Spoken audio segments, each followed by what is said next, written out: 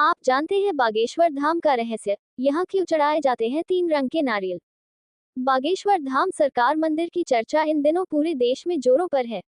यह एक ऐसा चमत्कारिक मंदिर है जहाँ भगवान बालाजी के दरबार में भक्तों की अर्जी लगाई जाती है और फिर उनकी सुनवाई की जाती है। आइए आपको बताते हैं कि इस मंदिर का इतिहास और कैसे लगती है यहाँ पर अर्जी।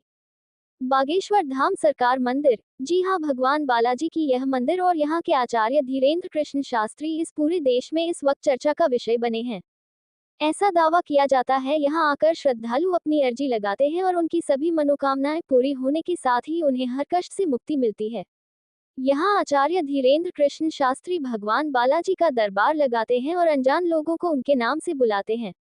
फिर पर्ची में लोगों की समस्या भी लिख देते हैं। आजकल ये बातें लोगों की जुबान पर चढ़ी है।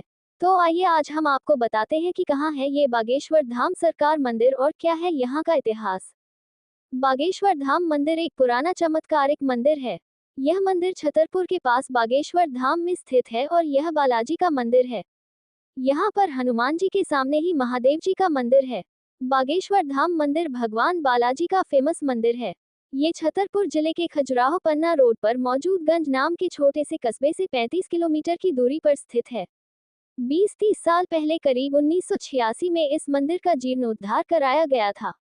उसके बाद यह मंदिर काफी प्रसिद्ध होता चला गया। वर्ष 1987 में वहां संत सेतुलाल जी महाराज का आगमन हुआ। ये आचार्य धीरेन्द्र कृष्ण शास्त्री के दादाजी थे।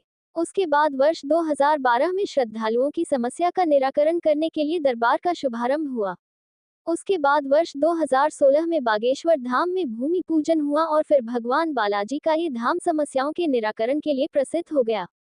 बालाजी के इस धाम में मंगलवार को भक्तों की भीड़ उमड़ती है और लोग बालाजी के दरबार में अपनी अर्जी लगाते हैं। बागेश्वर धाम में पर्ची लगाने की प्रक्रिया बेहद सरल है।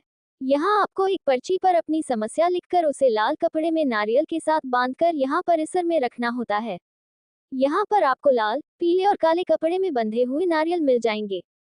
इसके पीछे की वजह यह है कि अगर आपकी अर्जी सामान्य है तो और लाल कपड़े में नारियल बांधें।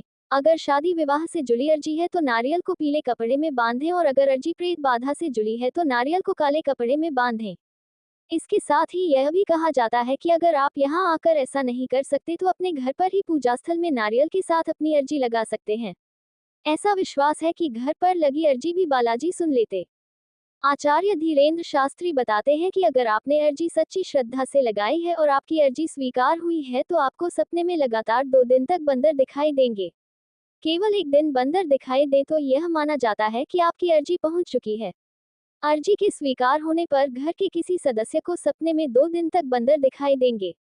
अगर आपकी अर्जी स्वीकार न हुई हो यानी कि आपको सपने में बंदर न दिखे तो फिर से मंगलवार को ये उपाय करने होंगे। इन उपायों को 2-3 मंगलवार तक दोहराने से आपकी अर्जी अवश्य स्वीकार होगी।